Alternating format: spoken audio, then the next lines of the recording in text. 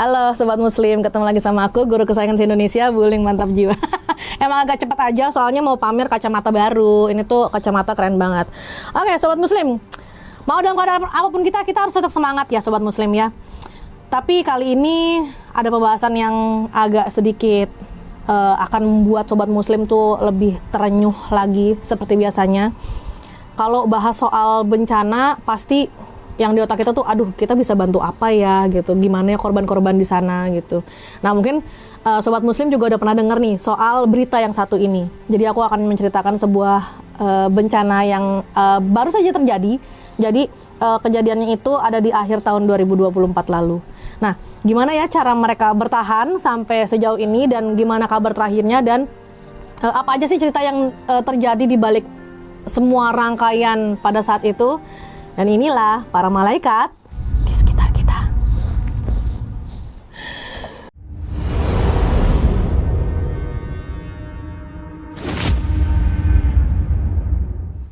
Sobat Muslim, duka kini sedang menerjang wilayah Kabupaten Sukabumi. Nah, pasti udah pada denger kan berita yang waktu itu sempat beredar dan viral banget di mana-mana. Jujur aku pribadi, aku sempet gak ngikutin banget karena aku kira cuman satu bencana, jadi aku pikir oh cuma banjir gitu, oh oke, banjir aja gitu. Ternyata ya hal yang terjadi di Kabupaten Sukabumi Jawa Barat itu adalah ratusan kejadian bencana sejak hari Rabu tanggal 4 Desember 2024 yang bahkan menimbulkan korban jiwa.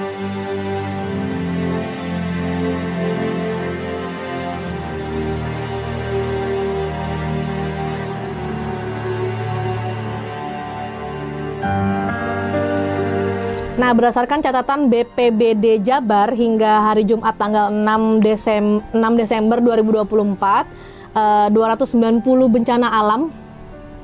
Tadi lu pelan-pelan Sobat Muslim. 291 bencana alam.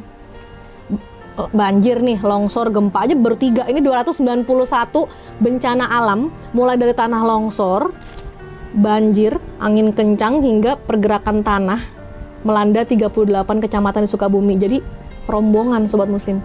Nah aku pribadi waktu pas ngeliat akhirnya tahu ya ternyata rangkaian bencananya tuh sebanyak itu, aduh udah deh, ini nggak usah pakai kacamata deh. Nah bahkan dari catatan sementara waktu itu sempat dinyatakan 5 orang tewas hingga 7 orang masih dinyatakan hilang. Itu waktu pas pertama kali beritanya muncul. Selain korban jiwa, ternyata bencana ini juga menyebabkan 1.487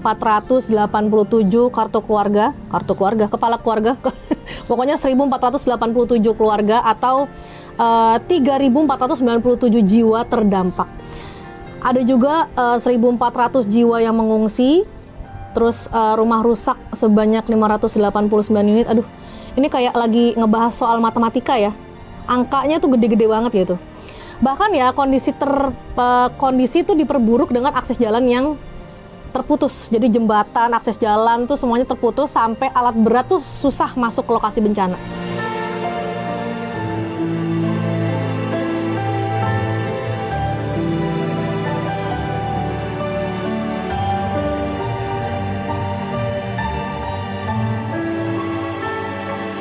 Aku di Bekasi aja ngadepin banjir 5 tahunan aja tetap deg-degan. Ini kejadian bencana alamnya tuh sampai ratusan kali, 291 rangkaian bencana, dan banyak yang ribuan orang mengungsi, banyak orang yang menjadi korban jiwa. Aduh, nggak kebayang deh ngurusin banjir satu kali aja tuh udah repot dan aduh susah banget gitu.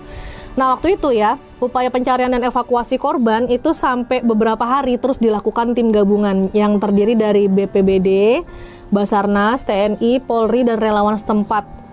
Ya mau gak mau, karena memang harus ramean, karena kalau nggak ramean susah juga, karena kan berhubung dengan akses jalan yang udah mulai rumit, korban jiwanya udah mulai banyak, pengungsi juga udah mulai banyak, dan rangkaian bencananya itu nggak cuma sekali 2 kali, jadi memang butuh relawan yang lebih banyak. Nah tapi pencarian terkendala karena kondisi medan yang sulit, jadi masih ada potensi longsor susulan pada saat itu.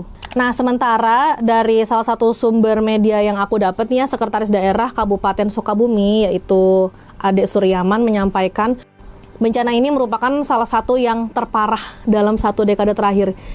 Ya gimana nggak terparah, ratusan coy. 291 bencana alam. Aduh, nggak bisa berkata-kata nih gue. Upaya distribusi bantuan kepada warga yang terdampak juga jadi terhambat karena jalur yang ada tuh terputus akibat bencana.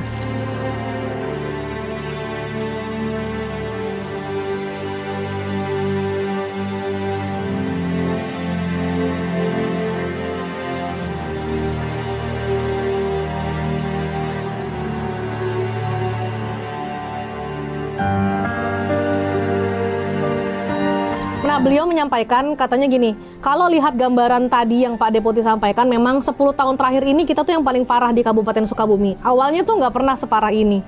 Sampai dinyatakan seperti itu karena emang rangkaiannya tuh banyak banget dan parah banget. Menurutnya, waktu itu ya, waktu pas memang rangkaiannya tuh bener-bener masih terjadi, para korban itu bener-bener membutuhkan kebutuhan mendesak, meliputi selimut, bahan makanan, pakaian layak, tenda. Ya bener-bener yang semua tuh pasti dibutuhkan.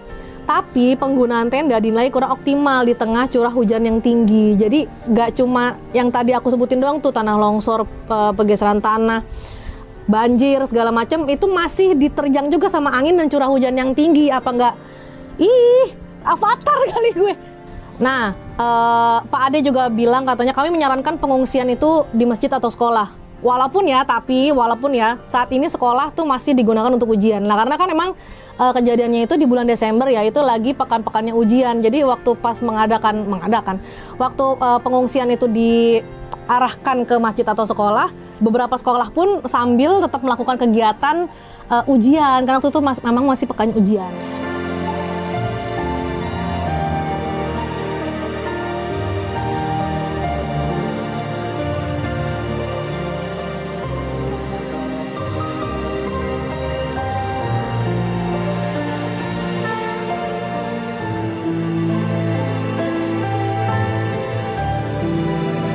Nah, data terbaru bencana Sukabumi itu per tanggal 10-an lah gitu.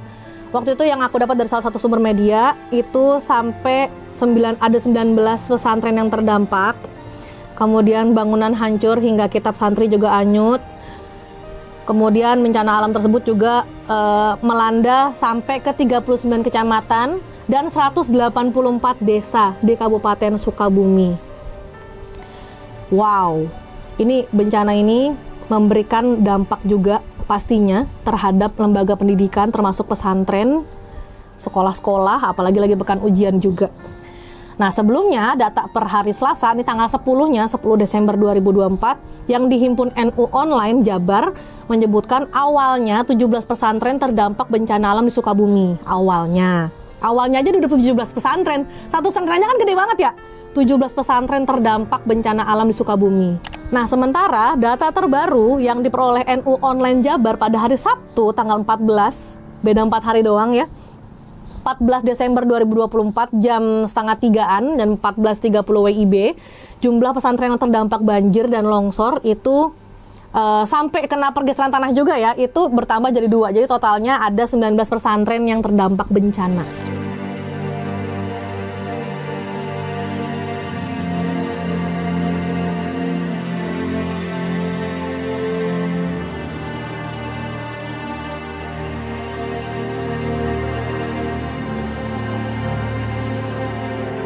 Nah, 2 pesantren yang nyusul itu, 2 pesantren yang akhirnya ikut terdampak juga adalah pesantren Putra Putri Al Anwar di Kecamatan Simpanan dan pesantren Al Istabrok di Kecamatan Pelabuhan Ratu. Jadi apa aja sih yang terdampak dari beberapa pesantren ini? Nggak beberapa ya, banyak ya. Jadi memang pesantren-pesantren yang terdampak ini ada sebagian bangunan pesantren yang roboh dan tidak bisa digunakan lagi. Kemudian kitab-kitab kajian dan Al-Quran yang terendam banjir hingga emang nggak bisa dipakai lagi. Ada juga asrama santri yang terdampak pergerakan tanah, juga terdampak longsor. Ada juga asrama putra dan masjid terdampak banjir bandang. Ada juga salah satu pesantren yang asrama putra dan putrinya tuh dua-duanya terendam banjir dan longsor juga. Ada bangunan pesantren lain juga yang terdampak kena banjirnya, yang mengakibatkan Al-Quran, kitab, dan lemarinya juga ikut hanyut. Nah, Bupati Sukabumi, Marwan Hamami mengungkapkan dampak kerusakan akibat bencana yang melanda daerah tersebut pada Desember 2024 diperkirakan mencapai hampir 200 miliar rupiah. Ya iya dong, berapa banyak itu. yang terdampak ya. Dinyatakan seperti ini, hampir mendekati 200 miliar atau sekitar 180 sekian miliar lah gitu, kata Marwan setelah memimpin rapat koordinasi mengenai penanganan dan status tanggap darurat bencana di Pendopo Kabupaten Sukabumi. Nah, update-nya pada saat itu di hari Selasa tanggal 17 Desember 2024 sore, bencana Sukabumi ini mengakibatkan ada 13.495 jiwa mengungsi. Bukan duit bekal jajan 13.000 itu adalah orang-orang yang harus mengungsi. Apa nggak banyak banget? 13.000. Nah, Marwan juga menyatakan pemerintah Kabupaten Sukabumi masih menunggu hasil kajian dan data untuk menentukan daerah mana saja yang perlu direlokasi. Katanya gini, kita belum bisa nentuin nih dari 39 kecamatan ini mana yang harus direlokasi atau mana yang perlu diteruskan untuk dihuni gitu loh. Kami masih menunggu dari geologi gitu katanya. Nah, menurut data yang dirilis oleh BPBD Kabupaten Sukabumi, hujan deras yang terjadi pada 1 sampai 3 Desember 2024 itu memang menyebabkan bencana banjir, longsor, pergerakan tanah dan angin kencang tuh. Apa nggak sepaket tuh? Kayak Avatar datang gitu loh. Kemudian terakhir data yang aku dapat ya, yang terbarunya dari salah satu sumber media, bencana di Sukabumi tersebut itu menerjang 205. Udah 205 ya, tadi kan baru 195. Ini sudah sampai 205 desa di 39 kecamatan yang mengakibatkan, nambah lagi nih, 23.000, nambah 10.000, mengakibatkan 23.380, kan sampai salah gue, mengakibatkan 23.318 jiwa yang terdampak.